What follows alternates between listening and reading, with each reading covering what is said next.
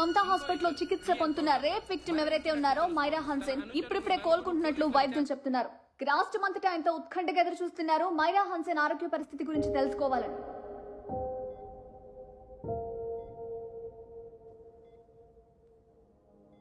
మైరా, నాకే ఒక్క విషయం చెప్పు. నువ్వు ఆ డాక్యుమెంట్స్తో చివరిగా ఎవరిని కలిసావు?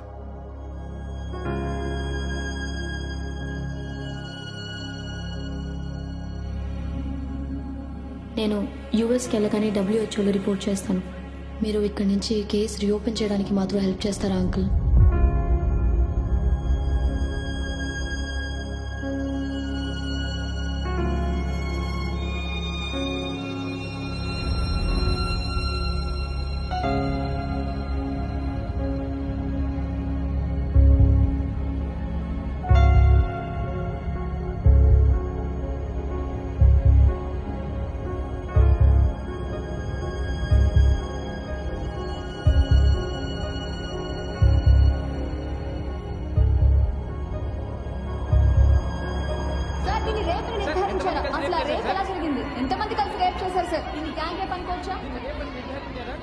ఇది నిర్భయ రేప్ కన్నా దారుణమైంది అనుకుంటున్నారా? అవును,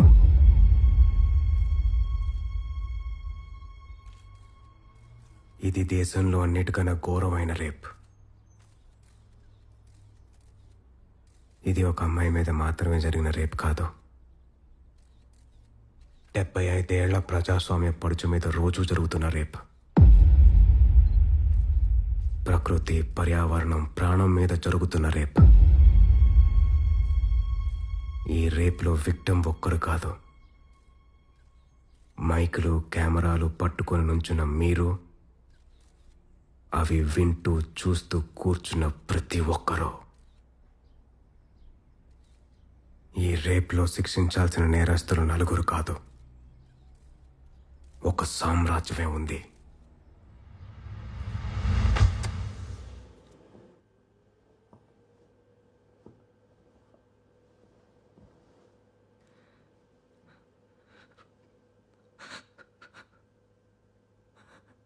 this is my wife Radhika. 6 నెలలుగా క్యూర్ లేని ఒక నరాల జబ్బుతో సఫర్ అయింది. ఈరోజు తన గుండె ఆగిపోయింది. నా కోసం, నా పిల్లల కోసం కొట్టుకున్న గుండె.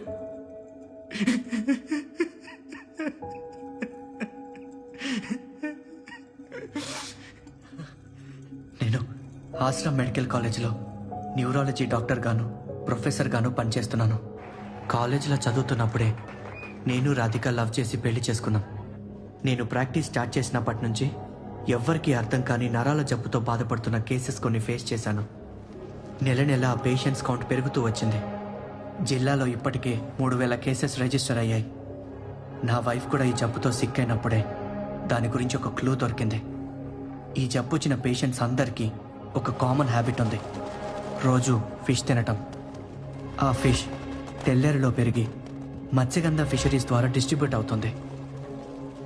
తెల్లేరులో 80% ఫిష్ ట్యాంక్స్ మత్స్యగంధ ఫిషరీస్ లీజ్లో ఉన్నాయి. మీట్ షాప్స్లో మిగిలిపోయిన వేస్ట్ని, చనిపోయిన జంతువుల్ని ఒక కెమికల్లో కరిగించి చేపలకి ఆహారంగా వేస్తున్నారు. చేపలు తొందరగా పెరిగి ఎక్కువ లాభాలు రావడం కోసం చేస్తున్న పనిది. 30 ఏళ్లుగా ఈ చెరువుల్లో చేపల్ని ఇలాగే పెంచుతున్నారు. దీనివల్ల తెల్లేరు మొత్తం సీ లైస్ అనే బ్యాక్టీరియాతో నిండిపోయింది. ఈ బ్యాక్టీరియా చెరువులో పెరిగే ప్రతి చేపలోనూ ఉంది. చాలా వరకు మనం తినేలోపి ఈ బ్యాక్టీరియా చచ్చిపోతుంది. కానీ కొన్ని రేర్ కేసెస్లో ఇట్ ఇస్ స్టిల్ అలైవ్. డైరెక్ట్గా బ్రెయిన్ని అటాక్ చేస్తుంది. ఈ జబ్బు వచ్చిన ప్రతి పేషెంట్ బ్లడ్లోనూ ఈ బ్యాక్టీరియా ఉంది. పక్షుల వలసలు తగ్గాయంటే పక్షులే కదా అని కొట్టిపారేశారు. పక్షుల్ని బతికించలేని చెరువు మనుషుల్ని మాత్రం ఎలా బతికిస్తుంది? చుట్టుపక్కల లక్షల ఎకరాల పొలాలు నాశనం అవ్వడానికి, రైతుల ఆత్మహత్యలకి కూడా ఈ పొల్యూషనే కారణం. పేరుకే మంచినీటి సరస్సు, కానీ ఈ నీళ్లు తాగడానికి, వాడకానికి పనికిరావు.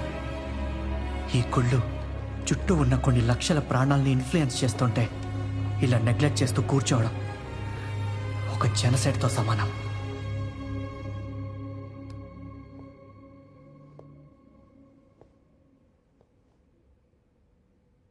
18 ఏళ్ల వయసులో యుఎస్ సిటిజన్షిప్ని వదులుకొని ఇండియాలో చదివి ఇక్కడే సెటిల్ అయ్యాడు. ఈ రిపోర్ట్స్తో యాక్షన్ తీసుకోమని భారతీయతను మొహానికి పూసుకొని భారతదేశాన్ని భుజాల మీద మోస్తున్న మన అఫీషియల్స్ని కలిశాడు ఈ ఆరా ఇండియన్ వరుణ్ హ్యాన్సన్. మన డీసీ గారిని కలిశాక తను కనిపించకుండా పోయాడు. అదే డీసీ గారిని కలిశాక తన చెల్లి ఇప్పుడు హాస్పిటల్లో చికిత్స పొందుతున్న మైరా హ్యాన్సన్ తను కూడా కనిపించకుండా పోయింది.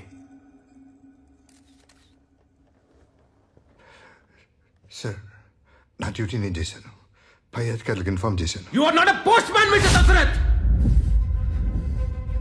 Not a postman. బాధ్యత గల డీసీగా ఒక మారణ హోమానికి ఇచ్చే రెస్పాన్స్ ఇంతేనా? సార్, ఆ రిపోర్ట్ బేస్లెస్ అని, తప్పుడు రీసెర్చ్ అని మన public health officer counter report కూడా ఇచ్చారు సార్. సార్, అలా రిపోర్ట్ ఫేక్ చేయమని నన్ను అడిగింది కూడా డీసీ గారే.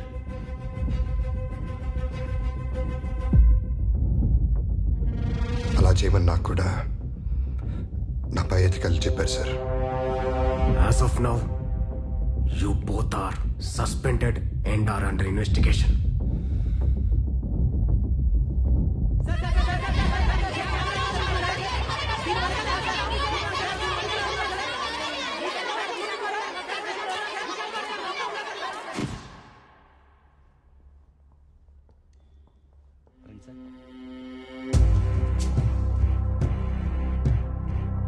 లోపల వెయిట్ చేయండి సార్.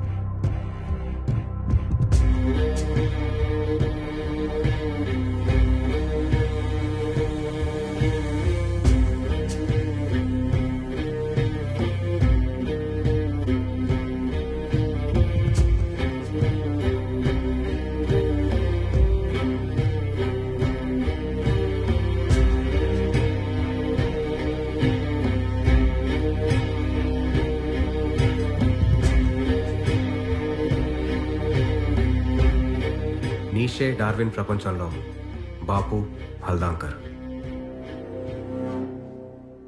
ఒకటి బాపు గారు మా నాన్నకి ఇచ్చిన గిఫ్ట్, ఇంకోటి మా నాన్న నాకు ఇచ్చిన గిఫ్ట్. అంతకన్నా నా ప్రపంచంలో వాటికి వాల్యూ లేదు. ప్లీజ్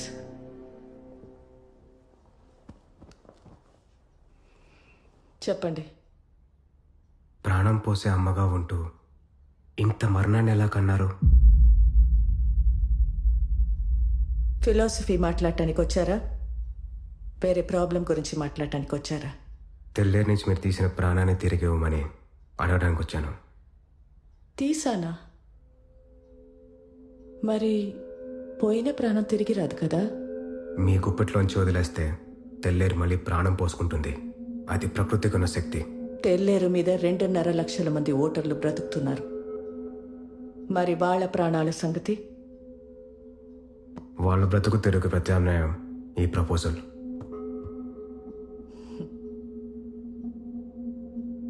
ఆపోజిషన్ గవర్నమెంట్లోనే ఇది జరగలేదు, ఇప్పుడు జరుగుతుంది అనుకుంటున్నారా?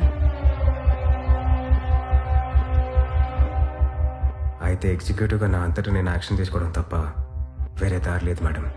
యాజ్ పర్ కాన్స్టిట్యూషన్ చట్టసభల ఆదేశాల మేరకే ఉద్యోగస్తులు పని చేయాలనే విషయం మర్చిపోయినట్టున్నావు.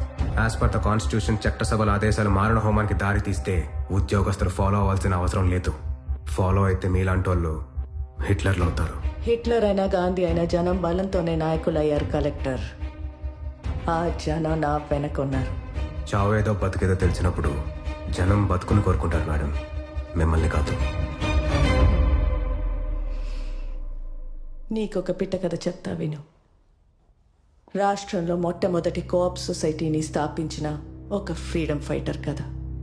అసలైన ప్రజాస్వామ్యం లోకల్ గవర్నెన్స్లో ఉందని జనాలకి బోధిస్తూ వాళ్ళ బ్రతుకులు బాగు చేస్తానని కమ్యూనిస్ట్ జెండా భుజాన్ని వేసుకుని బయలుదేరాడు.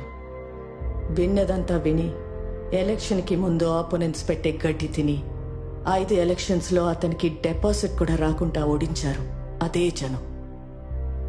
ఎమర్జెన్సీని ఎదిరిస్తూ పోలీస్ కాల్పుల్లో అల్లుడిని పోగొట్టుకున్నాడు. 13 నెలలు జైల్లో మగ్గి దిక్కులేని చావు చచ్చాడు. ఆ వ్యక్తి పేరు హనుమంతరావు. అతని కూతురి పేరు విశాఖవాణి. తండ్రి శవాన్ని దహనం చేసినప్పుడు నిండు గర్భిణి.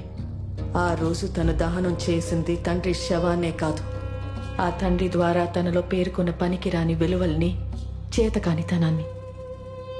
ఆ నిప్పుని గుండెలో పెట్టుకుని తండ్రిని ఓడించిన తంత్రాన్నే తన సొంతం చేసుకుని గెలుస్తూ బ్రతుకుతుంది ఈరోజు. అంటే జనాన్ని మోసం చేస్తూ బతకడమే ఆ తంత్రమా?